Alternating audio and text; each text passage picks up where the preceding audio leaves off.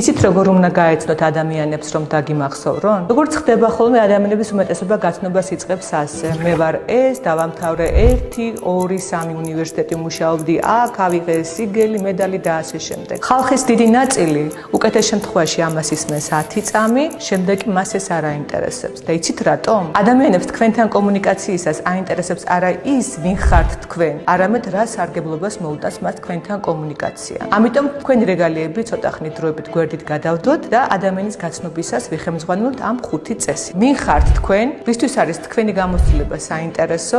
გადის თუ არა თქვენი მსმენელი თქვენთან კომუნიკაციისას შედეგზე? რატომ შეგიძლიათ კონკრეტულად თქვენ მსმენელის დახმარება შედეგზე გასვლისათვის და ბოლოს შეძლებს თუ არა თქვენთან კომუნიკაციის შემდეგ მისი საქმიანობის შედეგიანად დასრულებას. სწორედ ეს 5 წესი დაგეხმარებათ იმაში, რომ ადამიანებთან თქვენი კომუნიკაცია დარჩეს არა ჰაერში, არამედ გონებაში.